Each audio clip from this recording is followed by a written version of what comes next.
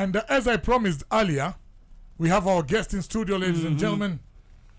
And this is a man that I've known for so long, a man that I respect in the world of football. Among other things, a man who hates Manchester United with a passion. I will let you continue to introduce him because hapo ningeingilia lakini because it's an introduction endelea tu. Yes. He hates Manchester United with a passion. Okay, keep introducing him. People don't know who it is yet. Yes. He's a man who has held my hand so many times as a big brother. And that is why, with a lot of respect, I would like him to introduce himself in studio this afternoon. Okay, my name is Athanas Oballa Obango. Athanas Oballa Obango. Yeah. AKA Bangoto. Mimi nataka ile AKA ile yenyewe bana. Ile ya weekend. AKA afisa umepiga pamba lako AKA Sapologiste. Nataka kujua hiyo. Mana Sapologiste will let you know later. Okay. Sapologiste. Kijana mdogo anazuba Sapologiste. Anashindwa nini? You learn a lot today. Tumekutana na Papa Mokonzi. Ndio sasa Papa Mokonzi. Karibu sana Obango. Thank you so yes, much. Welcome to Sport FM Obango. We are the new kids on the block. Yeah, I can see. And we are doing 24-hour sport. So I know even you without telling me, I know you'll be one of us in the airwaves when you're in your car because you're a sportsman, you're a sports person. Definitely. Yeah. So definitely, we know. And when we have your ear, we have the ear of a lot of other people, senior sports people in this country. Yes, we are Thank you very much. We are confident that now, could you please tell my listener who is Obango? When did you start and where are you right now? Okay, Obango is a former footballer, turned coach, turned football administrator. All right. Yeah. Precisely and straight to the point. Now, and you are in the new FKF administration. Yes. As who are you in that office? Yeah, I'm the head of projects and national teams. Projects and national teams. Yeah. So when they say national teams, it's across board. It's the under 21s, the under 17s, all national teams. and both genders. Yeah. Okay. Wow, that's quite a big role, boss. Yeah. That's a lot of responsibility. Yeah. There. It's a heavy load. Then thank you for honoring our invite because I know you're very busy, coming out of your busy schedule to give us a whole hour. Thank you very much, Obango. Now, what exactly is your role? What do you do for this? You're head of projects. Give us, for example, what projects are in the pipeline for the FKF right now? Okay, the projects within the federation, we have some tournaments and things like the technical center. Those are projects that need to be undertaken by the federation, and several other sports related projects, football related projects. Yeah. And is there any special projects you're doing for the ladies maybe? No, for now there isn't, but I believe in the near future there's going to be one. Okay. Yeah. In your view, what are the key pillars required to build a sustainable and competitive national team in Kenya? What are the key pillars? Because sustainability has been a big problem in our country. And I remember when I started out as a journalist, there was a time, and I was at Kirumba in a previous station, we saw a national team of Kenya bowing out from competitions because we could not even present a team. I remember it was Uganda had played Kenya, and then we were supposed to reciprocate by going there after we were it was a 5-0 drubbing here. So the then office decided not to go for that return match. Some things were just woeful. So I'm asking you, because you are now in the office, so what are some of the things you guys, the key pillars required to build a sustainable and competitive national team? First of all, we have to look at the turnover of coaches, because that has been a problem here. That you can see within 10 years, I think we've had more than 12 coaches coaching the national team, which has really affected our performance as a country. And those are the things that we need to look at seriously, so that when we have a coach, we have a coach to give them a long-term contract. We give them targets to be able to achieve.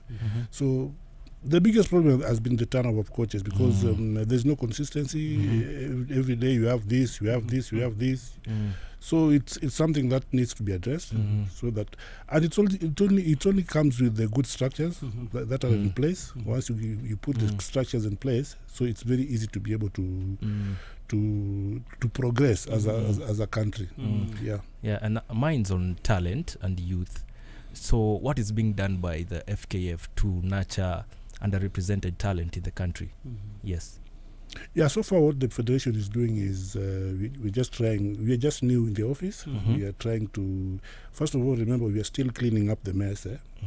I'm told there's been a big mess inside there. We are still doing the cleanup.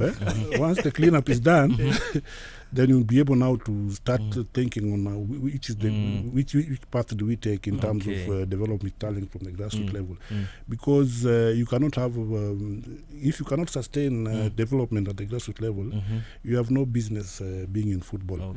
So football is at the grassroots, and that is where the foundation even of all the national teams is. Once you have a good foundation at the grassroots level, then things will just be seamless when it comes to now to these teams performing. So it needs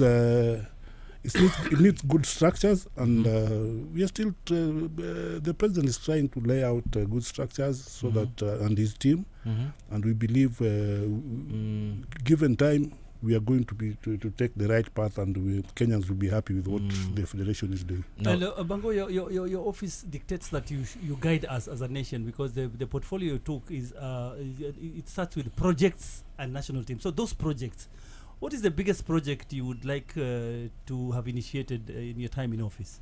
First of all, we have the technical center, which we need to follow up as soon as possible. Because that is one of the major projects that we need to undertake to ensure that we set up structures that can be able to help in, for instance, the technical center is going to help a lot. It's going to be a place for capacity building. It's going to be a camping site for all our national teams. So first of all, that is the biggest project we need to undertake now as a matter of priority. And according to you, how long do you think, or you envisage it will take for the project to be fully functional? So far, I think we've made strides in terms of undertaking the project. The first step was to get the land under our name, under the federation. So where is it situated? Or where the land is in Machakos. Machakos. Yeah. And I think just recently you saw the governor handed over the title deed to the FKF president. So that is the first step. The next step now is to tell FIFA that now we are ready. So can you give us the money so that we undertake the project? Now, taking you back a bit. Yeah. You said you're still clearing up the mess that we understand. But we have heard that from previous regimes so many times. Since since whoever, we are still clearing up the mess. It has become cliche. Now, can you please give us some kind of timeline? Because we might even end up being 2 years in office and we are still clearing up the mess. Because there is a regime. And if you need to laugh, please, guys, don't hold yourself back. Please laugh. I'm already laughing. Yes. There is a regime that was here previously that cleared up the mess for 5 years. For 4 years. Yes. And then... left a mess. No. And then refused to have elections. We've been in football for quite some time. So, clearly, definitely, we know that when you come to office, definitely when people are leaving office, they don't leave it so clean. We understand. But can you give us, please, timelines that we don't expect you to give us any more answer of clearing the mess after such and such a time? Hii nyumba ni chafu ndio. Tunataka kuifagia kwa mwezi 3. Kwa mwezi 4 hivi. Lakini kuna watu walifagia nyumba miaka 4. Na wakumbuka mimi. Ilikuwa ni wanafagia county ama nyumba. Sijui walibomoa jenge tena. Plus the mess was too big to even have elections. Yes. So I think you get the gist of Kirumba's question. Yeah. I get it, because you see now, the bigger the mess, the longer it will take to clear. Yes. Yeah, but I think the federation is really trying to ensure that whatever mess that was left there, I think it's cleared in good time because we cannot say that will be an excuse for forever. We just need to get moving, and we're on the right path in terms of trying to sort out the messes. And you see, we had kuna madeni zile unaweza shindwa hata zilitoka wapi. Some zilikuwa revived, and so the president. Yeah, because the federation must keep going, so you must inherit the debt. So yeah, it's an institution that for a fact that's an institution. You cannot complain because once you get to the office, you have to see what best. And you see now, it will take time. It will take time for us to be able to clear the debts and whatever, and to get back on the right foot, so that we may be, because also for us also we want to achieve something. What we can say until now, to continue to just support you on your answer, is we sorry for not even congratulating the new office for a well-organized CHAN tournament that we've just had. So I know it has not been easy for you guys, but for the public, the general public, it was a success. Yeah, that was a dress rehearsal for AFCON, and you could see we got a thumbs up from the CAF president. They said that is the best CHAN tournament they've ever organized. Yeah. And it shows you that this is a serious federation led by the president and his team, and you can see everybody was happy. It's a situation that even people were surprised how fans decided to come back to the stadium and support football. It's a testament to your office. Yeah, and also sometimes you cannot believe it that we were not in the final and the stadium was packed. That is a clear indication that Kenyans love football, and we really want to thank them for the support, overwhelming support they gave our national team. And for coming into the stadium even we are not playing. So it's a clear statement that football is back, and fresh start it is. And what is the biggest impediment you saw as with the office you're bearing right now during the CHAN tournament? What is it that Obango said we can do better? One or two things that happened during the CHAN tournament, they said as a leader we need to I think first of all the home-based players showed something that people did not expect. And remember, we have a very, very good coach, Benjamin McCarthy. McCarthy is brought something to our football. And I really thank him for that, because I was in the camp for almost 1.5 months, and so I saw what you were very close to the team. Yeah, I was very close to the team, and if we can maintain McCarthy and continue from where he left during the CHAN, I think we are going to make strides even when AFCON comes. We'll be having a very, very strong team. And the one thing I like him is the chemistry he has with the players. For a long time, we've never had a coach like Benny McCarthy, somebody who can relate so well with the players, and the players know what he wants. And to him, discipline is the key. And for the first time in my football history, I've never seen players so disciplined like our CHAN team. These players were so disciplined that you could not believe that there was not even a single case of indiscipline. So it shows you that we are on the right track, and we have a coach that is going to take us places. Now, as head of national teams, what measures or scouting measures do you have in place? How do you identify talent? Who are at the grassroots? Do you have people at the grassroots who identify players, or how do you go about it as head of national teams? Maybe to identify someone in school, to go to the under-21. How are you going about it? I think my job is very, very clear. I'm in charge of the teams. Most of my work is administrative and logistics and taking care of their needs. But when it comes to the technical aspect, I think that goes to the technical bench. They are the ones in charge of selecting players. Yes. Mine is just to ensure that the team has a very good environment for training, a good hotel, transport.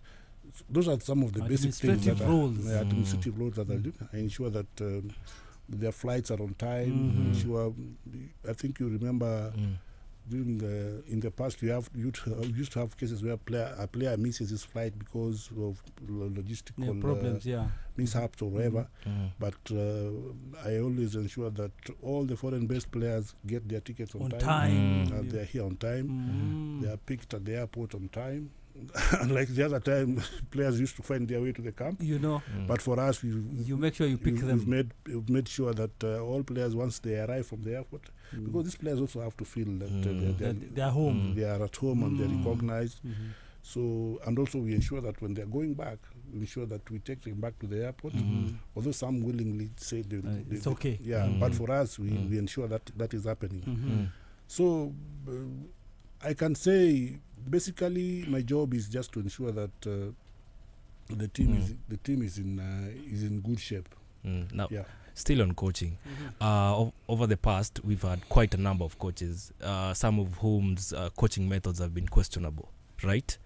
Now, when it comes to coaching, what are the qualifications and requirements for the selection of the national team coach? I think selecting a national coach, there are several criteria. We have a technical committee, and it's a process. When appointing a coach, it goes through a process, and that it has to be approved by the National Executive Committee, upon recommendations by the technical committee. Okay.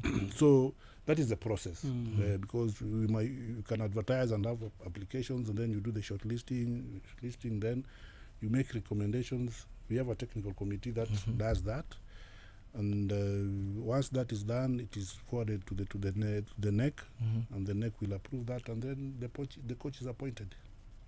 Okay. Very nice. I like the way you've been so eloquent in your explanations. There are plans to develop dedicated training centers or high performance facilities for the national team, or the ones in Machakos, it's going to be the high performance facility?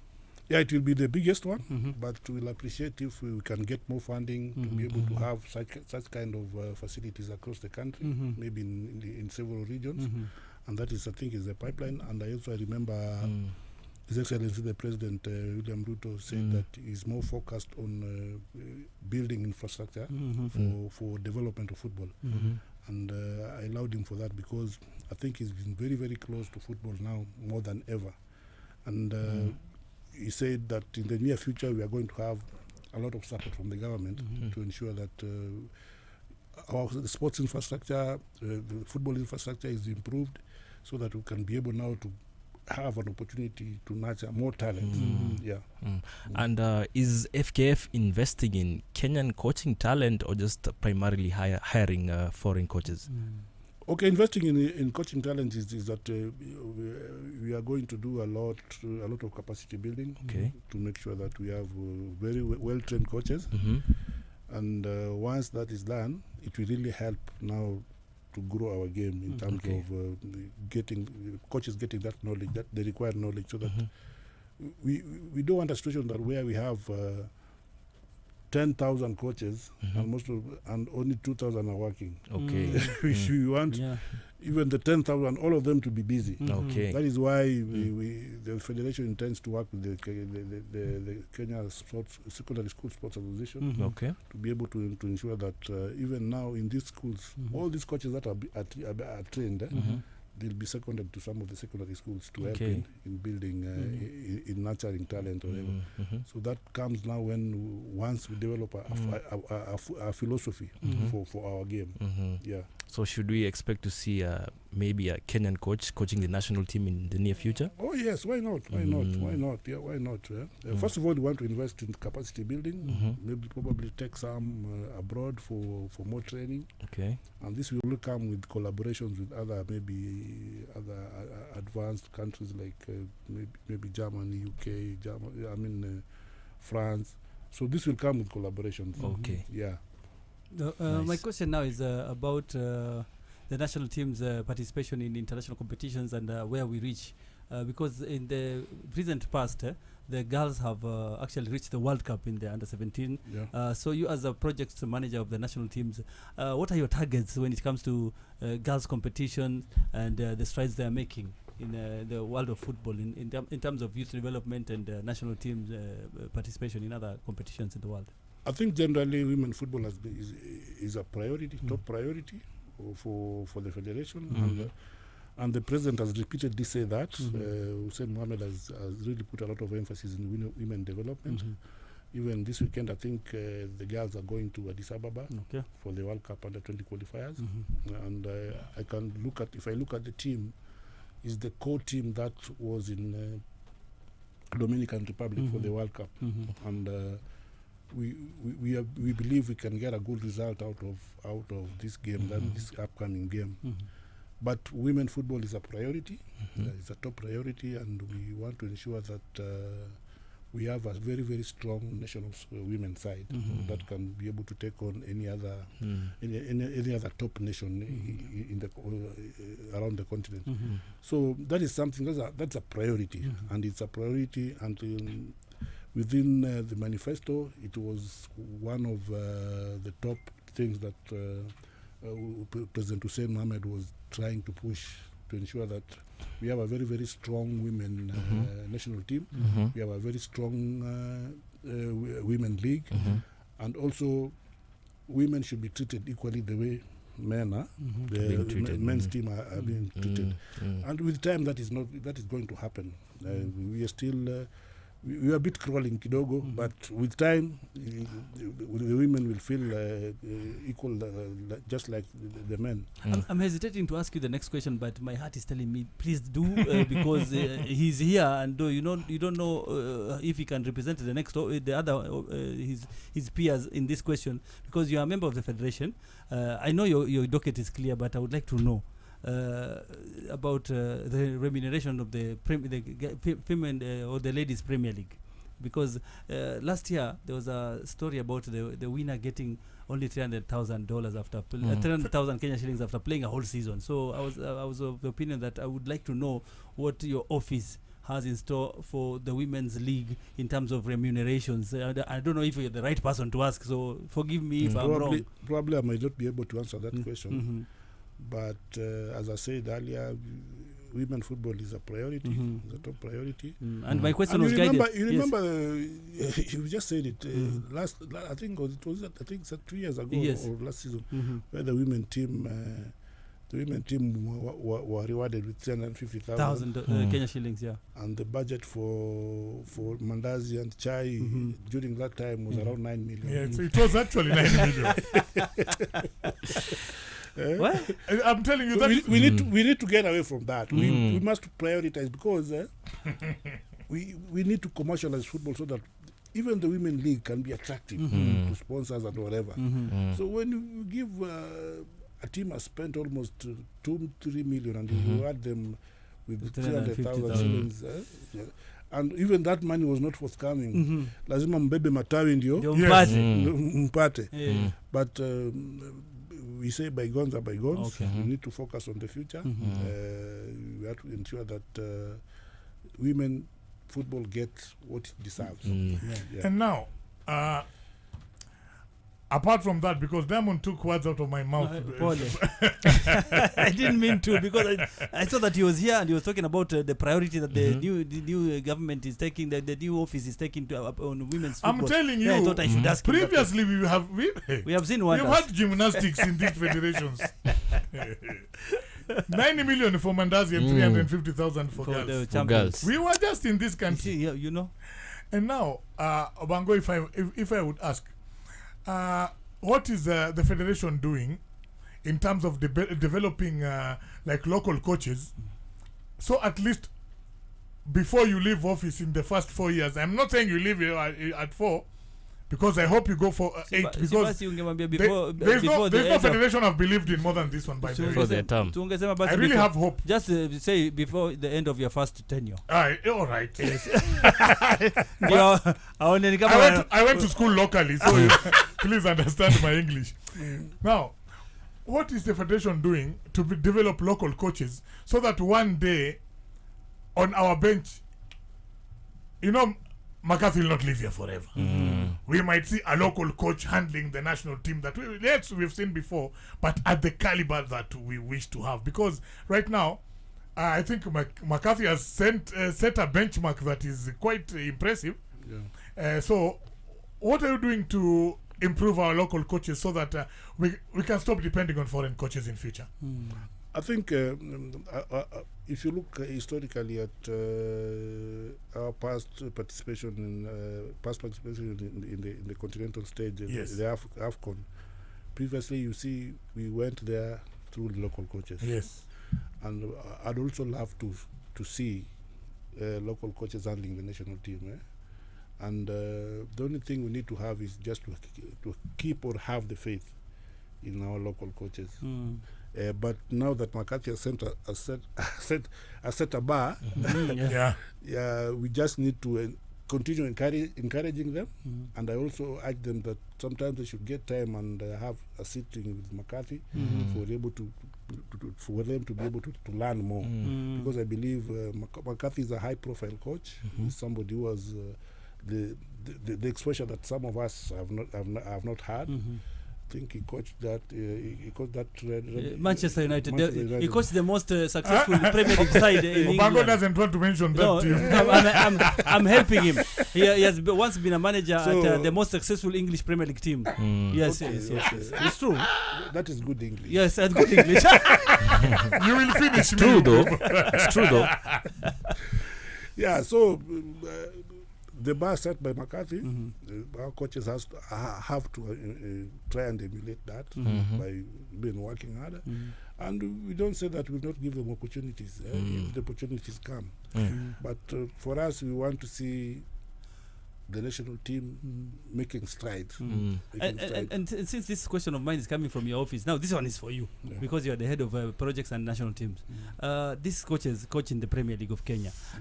Is your office setting up any meeting with the national team coach so that can plan chart the way forward for Kenyan in terms of technical football? And so we know the direction we are taking, the kind of football we're playing, the kind of recruitment we want, the kind of style we want to play, because he's our head coach and you are the head of projects for the national team. Yeah, that is something I can raise with the technical committee, and if probably get the coaches have a session with McCarthy, tell them, because you might find that the training methods by these coaches are far different from what McCarthy has brought in. So that they can know what kind of player to groom for our national team, because McCarthy will say, this is the kind of style I want to play. This is a discussion you can push, can go ahead with it and maybe try and create that meeting so that the local coaches can I would be very happy to hear that thing happen, because I would know it is you who has planned it, because you are the head of projects in the national team. So we would like to see that, and so that they get to know McCarthy also, and to know his coaching style, and because you can also borrow from that. Yes. Given that McCarthy can also be able also to understand the kind of create for us a philosophy that can help our coaches adapt and maybe grow our game. So I think it's a very good question, and I think that should happen. Okay. Should happen. I'll try and see if that can happen, so that these coaches have a sitting in there, and also it's also good for them also to plan for the national team. Yes, because you are the head. You are the person who is going to guide us in that direction. Yes. So I think I'll ensure that this meeting happens. I'll talk to the coach and to see if I believe McCarthy is very open-minded, and he's somebody, I think you'll be able to sit down with the coaches and maybe tell them what the vision he has for the national team and what he requires from players who are to be in that level. So that is something that should happen very soon. And what is the current process of scouting and selecting national team players? Okay, McCarthy has been trying to use some local scouts, not mention them, getting info. And you also remember, we have our assistant coach, Anthony Kimani, who is part of the team, who has also helped a lot in terms of So he gets information, and also he has a way of scouting players just within. So definitely it's not been easy for him trying to get players. Remember, even when we opened the camp on the 10th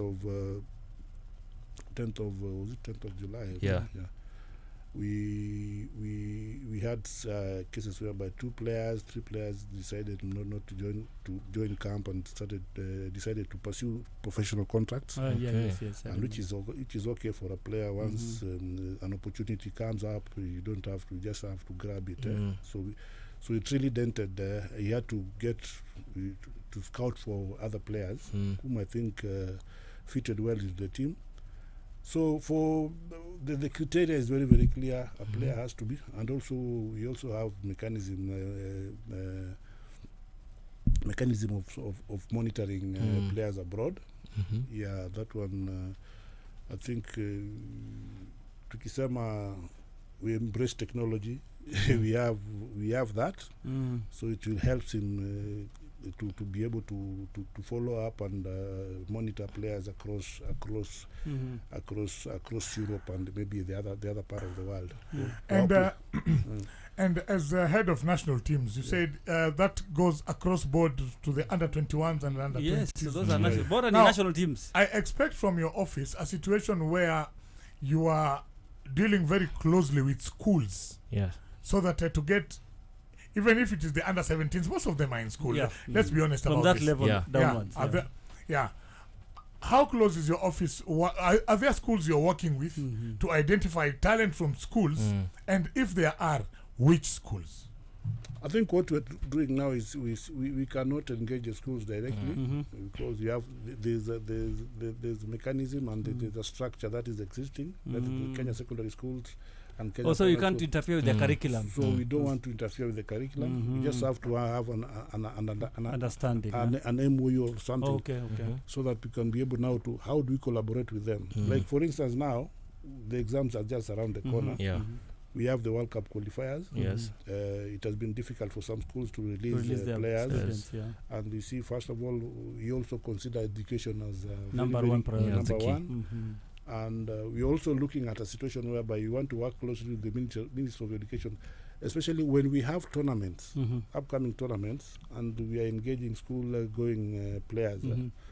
We want to see how we can have these players in camp, and at the same time set up some classes in camp, so that these kids can be, besides they're in camp, but they're also learning. Okay. Yeah. While in camp. Yeah. So not that you're in camp for 3 months, you have never touched a book because you're in camp. So we create a program whereby these players are in camp, and at some point you find them in class. Okay. Yeah. If they're from 4s, from 3s. Good. So this is a collaboration we look at, and working closely with the Ministry of Education, maybe get teachers to be coming to camp to tutor them, have classes to tutor them. So these are things we are looking at, because we cannot succeed without collaborating with schools and whatever. Yeah.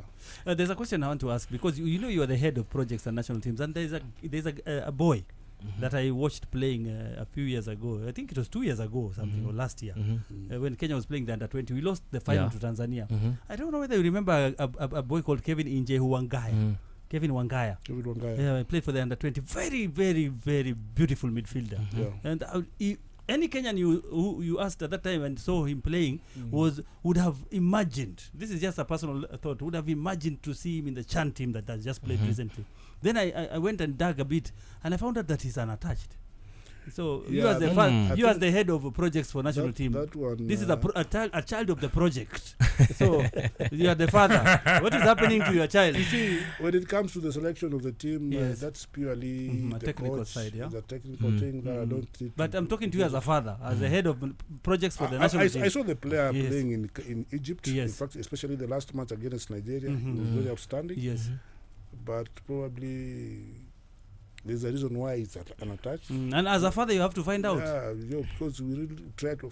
In fact, we tried to even to locate him, but eventually I saw him when we had the national team had a friendly with former a mix of former Kariobangi Sharks players. Yes, and he played. He was part of the team. And also, I think the coach knows him. Okay. Yeah. The coach knows him. Oh, he's aware about the boy. Yeah, he knows him, and he's somebody he's been monitoring. Oh, okay. But you see now, if you are clubless, Mhm. it becomes difficult. Yeah, that's why I'm talking. I was talking to you like a father, because you know now your portfolio dictates that you actually be concerned about anybody who is a project of the national team. You are the head of national team, and you're the project head. Mm. You So see this now- is one of the eggs that the national team is trying to. and you know the Yes. boy has handlers, people Yes, handle yeah, him. So yes, mhm. it's something that you need maybe. We'll just try to find out. But Yeah. the last time I heard was that he was pursuing some professional contact in Sweden. Okay. Mhm. And I think it went like that. But we'll do a follow-up. Okay. We'll do a follow-up. But Mhm. that is up to the technical team. And you said Mm. he has handlers. Yeah, anyway. yeah. Yeah. Okay. So on WhatsApp, Edna Inziani is asking, what support structures are in place for the Harambee Starlets? Okay. Yes. Okay, see now, national teams, you have to put structures in place Mhm. that allow continuity, Mhm. especially from the under 17, Mhm. under 20 now, Mhm. and the senior team, the Mhm. Starlets. Mhm. Already we are building up structures so Mhm. that we want to ensure that each team has an independent technical bench, Okay. Mhm. so that we don't have one coach coaching Oh, all the- the categories. Oh, that Oh, okay. I across get the you. board, yeah. That one we are looking at, Mhm. and it's something that is it's Mhm. going to be gradual, Mhm. but in the near future we do not see a coach coaching all the three national national teams. At different levels. Yeah. Mm. We have to dedicate a coach to one national team. Yes. Mm. The same as the Harambee Stars, Mhm. we have a Mm. dedicated technical bench. Yes. Mm. So we don't get somebody from the club to come Mm. also. So we want to ensure that the structures put in place are that we have an Mm. independent technical bench Mm. across all the Divisions. categories, I all the think. categories of the Mm. national team. Okay. And at the same time, Bango, Yes. we have seen coaches for the national team Yes. handling so many jobs at the same time. Like you are a coach of the club. I knew you'd have to say, you have to talk about that. I know you. Mm. I You didn't have a- even want to ask that question. That Yes. was for you. You have a coach for coaches a club, Mhm. coaches the national team, Mhm. coaches another club Mm. again. Coach, I don't know. I mean, do we have structures that are in place to say if we Mm. appoint you as a national team coach, You are dedicated to the national team. you are dedicated to the national team? Mm. You know, Mm. I know the national team doesn't play football every day. Mhm. Yeah. Yeah, but at the same time, handling sometimes the national team has to be in camp when the league is on, Mhm. and that same person is the coach of Of a certain another club. team. Mm. You get me? The concentration gets lost somewhere in between. Mm. All right. So, as head of national teams, do you think it is healthy for the team to be handled by someone whose mind is not at one place at the same Mm. time? You see, there are also some requirements by CAF Mhm. Uh-huh. to be able to have Oh, some levels. some levels of Coaching. we don't have at the Of top- qualification, maybe. Yeah. you see, you can find a coach with a A license, Mhm. as is unattached. Okay. Yeah, he's Mhm. not actively involved. Mhm. So the only good thing about is that if you get a coach from a club, Mhm. he's active. Mhm. Already active. He's yeah. already active. Mhm. But we are looking at in the future that we'll have a coach that is dedicated to a particular national team. Mm. Mhm. He has a plan Mhm. for the whole year. Yes. Yeah, And, but and he reports probably- back to you. Where Mhm. where he can be having mini camps Mhm. maybe, during the season, Mhm. so that he may be able to monitor the local players and whatever. Mhm. So the good thing about that is that even those local coaches, they help a lot in terms of giving input to the national team. Mhm. Because what we normally do is we request the clubs to release them, so that Okay. they can be able to join the national team. Mhm. But for now, I don't see, apart from the women teams, the national team, we don't have a coach who is attached to a club right Okay. now. Yeah, all of them are attached to the national team. National team Okay. alone. Yeah. Mm. And so because time is going to be our enemy very soon. I Mhm. wouldn't want time to end before me asking you this question. We have the 2030 World Cup coming, because this 2026 to Machana now. So Mm. you are the head of national teams and projects. So if we put you to task right now and told you we would like you to tell us how you will get us to 2030 World Cup, would you be in a position to tell us right now what your plans are, or you're still making your way into the office? Okay, our dream is, in fact, what we're looking at, even the president has said it before, that we are looking at 2030. 2026 is out of our hands. Yes. And now we are building structures to ensure that once we are in AFCON, because AFCON 27 is here. Yeah. And they were hosting. we have a formidable team that can be able to attack the World Cup qualifiers and for us to be able to participate in the 2030 World Cup. Okay. So plans are in place. Nisikuwe na wasiwasi. Na tuko na consistency in terms of planning. And you see, what we are bringing to the national team is we are putting our heads together to ensure that the national team is well prepared in terms of, and also in terms of improving our scouting, both locally and abroad, and see if we can get very, very good players who can be able to, because players who are going to play in the 2030 World Cup qualifiers should be around 19, 20 right now. Yes. You see, like I'll use Mansour as an example. Yeah. I would expect that players who are playing at that level, Saizi, akiwa kwa national team, he's 20. I'll just use him as an example. Not that he's supposed to be in that World Cup. I'm not choosing him for you.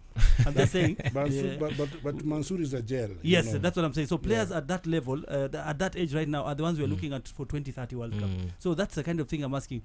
Those players are supposed to be put in a conducive situation where the local league is very, very well run. Yeah. You know, they are very well remunerated, and when they come to camp in the national team, they are well treated. So that is where you come in as the head of projects, the national team, so that when they come to the national team, these young players are treated well, and they are told that the country is watching you and the country needs you for this 2030 World Cup.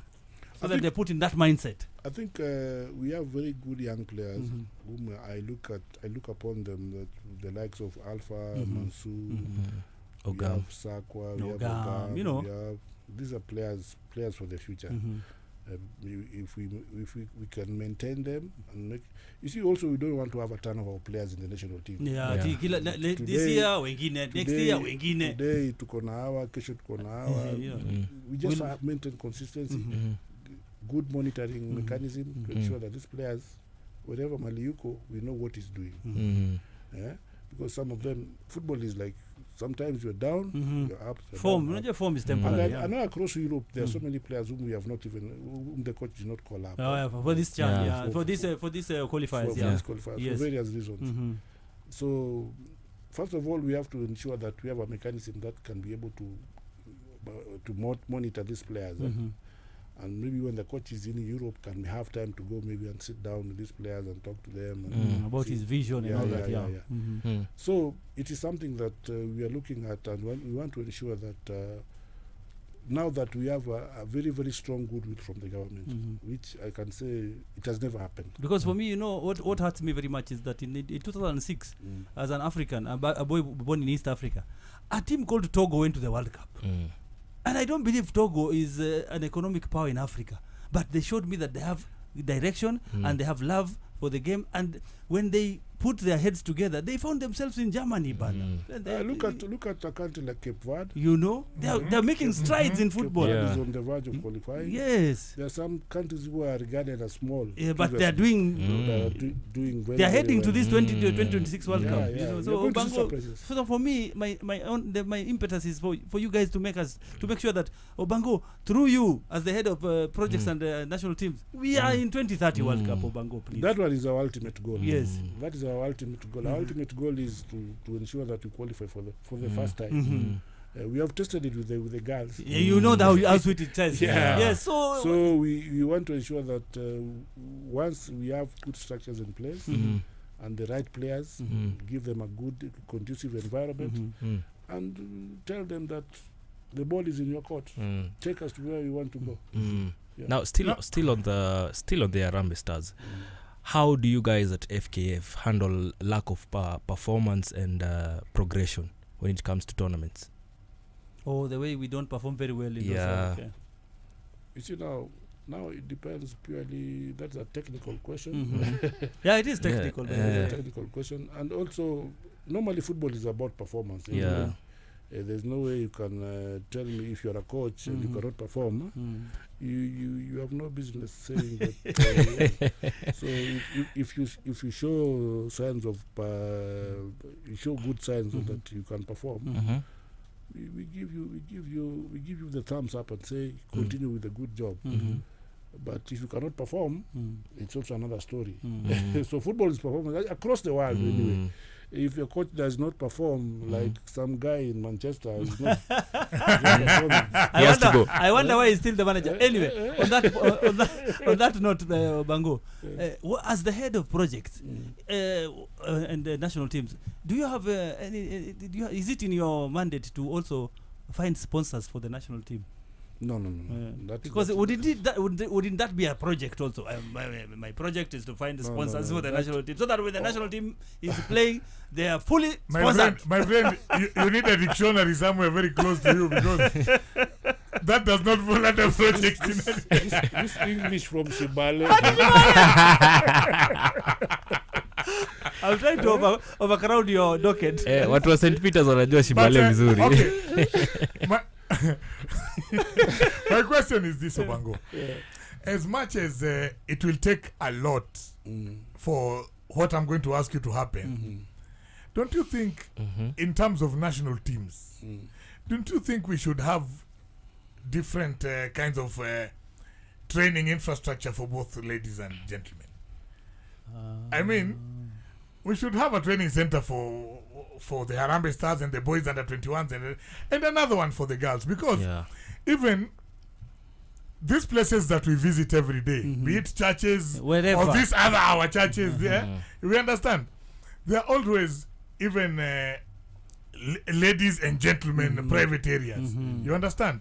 So you cannot tell me that it will be sufficient for ladies to train in the same infrastructure that men have been training for. Labda Harambee wametumia place fulani kama training place yao na nini, choo zao, whatever. And then next week the girls need to go for a camp or something. There are some things that will not be the same. You understand? In terms of the private areas, just like we are restrooms, just like we are both humans, but we don't look the same. Exactly. Yeah, you know. So if the infrastructure is being created, which I think as head of projects, I think you have that in place, that tutatengenezea team zetu mali yao especially a training. Are you considering pia one for the girls? Gender just are you considering gender? You see, for the girls it's been a big challenge, because we find that even if you look at the league, the grounds they are using, it's also will be a challenge for them when you don't have changing rooms. Exactly, that is my worry. You're thinking like us. So it's something that is a very critical issue that needs to be looked at, especially for the league matches. But I think for a technical center, I don't think there's a big problem. There's a place across the world where we have separate, and maybe I don't know, but it's something also very we need to look at, so that, because these girls also, they need some independence in terms of what they do. And if you look at the grounds across the country, we have problems with changing rooms. You find games on madem, unapata madem have to get some tent. You know, They must. But with good infrastructure, that will not happen, because if they have a game, for instance, at Dandora, there's a changing room. Yeah, that's what Peter was. That is what Peter was alluding to. As in, but for the technical center, it could be difficult, because this is now football. Yes. So you have to embrace women and men's football. Yes. Yeah. So that one, I think it's a good idea, but I don't see it happening, because we cannot build. We cannot say that we're now segregating. It will look like ladies and the men, because at the end of the day, even if you look at all these developed countries in women football, their coaches are men. Yeah, most of them. Coaches are men. If you look at Morocco, entirely the whole technical bench. The lead person is a man. Yes. Yeah. So it's something that probably cannot happen, because we also need one another in terms of getting close and coexistence. And when it comes to scouting, how are players who are born and raised abroad scouted and brought into the national team setup? Is there a way you can tell us how you guys do it? Okay, sometimes I'm still new. I'm still trying finding your way, getting my foot to know how this is done, and I think with time I'll be able. But for now, I can be able to tell you that we have so many recommendations Okay. of players Who are abroad. who are interested to play for the country, Wow. and that they are abroad because of maybe they are of Kenyan descent. Okay. It's either the father or the mother is a Kenyan. So it's something we can say. We are looking at it very seriously because if somebody is willing. But you don't want a situation whereby a player is snubbed by England, and now Kenya becomes the second option. No, that one will not. A player coming to play for wanting to play for Harambee Stars when they have hit 35 because they were ignored by England. Yeah, because what you are telling me is that you do not want an Aaron Bissaka situation. Aaron Wan-Bissaka is now a Congolese. Playing for Congo. But the Congolese are so happy. Yes. Because they like him. They like him. They impress their own people. They impress their own blood. So it's like the Aaron Bissaka case. You decide to play for the national team at 27 or 28. Yes. And yet we had all the time to make a decision from when you are young. And I applaud all those players who made decisions earlier. To play for their mother country. For their mother country. So we don't want a player coming to Kenya as a second option. That now that I can't get a place in the England team or the French team, let me go back to. It's like it's like this guy Hugo Ekitike. The Cameroonian setup said they don't want him now because that they know he's waiting for a chance for France. And now that he's seeing the chances are slim, he wants to call himself a Cameroonian now. Did he want to play for Cameroon? They're saying the chances are getting slimmer for him to get a chance for France. So they showed some interest. Wasn't he called up in the previous? Yes, he was called up, but his chances for playing for the senior team are growing slimmer. Okay. Yes. Well, we're hoping he's going to have a good career with Liverpool that will make him now be able to play for France, because we always want young people to have a good. But if he misses that chance, this option is closed. Cameroon have said that they are not going to. We are not going to be just like Obango is saying. Any Kenyan who wants to play for Kenya should show interest when they are very young. Yeah. Echoing Obi Mikel's sentiments when he said that I don't want you to get to 29 or 30 and tell Obi Mikel, I've always wanted to play for the Nigerian team. Hello. If you want to play for a country, make the decision early. Okay. If you say it's Kenya, period. So that the head of projects can start working with you when you are young. Okay. Now, Obango, and as my closing question, because I don't think I have time to ask another one. But what legacy do you hope to leave in Kenyan football, especially in terms of national team development? I think we want to leave a legacy. We want to look at ourselves as the only federation that made strides in terms of improving, bringing back the glory that was there before, and ensuring that our national teams are a force to reckon with across the continent. That is the legacy we want to leave. And we want to leave structures that whoever will take over will find it easy to manage football in terms of transparency, accountability, just doing the right thing. Because eventually what people forgot is that FKF is an institution. They are according to the constitution, there's a lot of things that guide through that constitution. So maybe in 4 or 8 years we'll be there. Somebody else will take over. Okay. But how once this guy takes over, what do we leave there? We don't want to leave the mess. We don't want to leave messes and dennies. We want to leave a clean house. So you don't want the next federation to come and say they are cleaning your mess. No, we don't want. And you promise us that there will be no mess cleaning. You don't want a situation where somebody comes in with doom, jig, motion moja to clean up. To clean up your mess. You want it even once you enter that room, the ambience in that room, the smell and whatever. Is something that you cannot just close your nose because it's unbearable. You want to leave a clean house. You want to leave a clean house, a clean structure, and the president is very, very clear on that. That once he leaves office, he wants to leave a legacy that everybody will live to remember. Okay. And I can tell you the best thing that ever happened to Kenyan football is Hussein Mohammed. Yeah. Yes, and the worst thing that ever happened to football, Now, please don't ask me. My last question. Yes. How do you guys address criticism and feedback from the public? Yes. I think the good thing is that when you get constructive criticism, we accept it as human beings. Okay. And we strive to ensure that we correct the mistakes that we might be making. You see, you see, when you decide that you don't accept criticism, like previously was like when I'm on a radio show like this, I'm so worried that when I get downstairs, I maybe some goons are waiting for me. I've experienced because of time. We want to send you as a Sporty Express team because you've made your way here. You've accepted our invite, and we're so thankful. We would like you to please send our sentiments to the president and tell him that we would like to have Noni here as the president of the federation. Na useme limuita Noni. I know. Sawa. Yes. Tumemkaribisha, and I would like to have him soon. So I'll pass the message, and I believe he'll accept to come and have a word with you guys. Okay. That was a very good hour, Bango, and as I told you earlier before you started, it will go in a flash. You know, when you have a good conversation, time flies.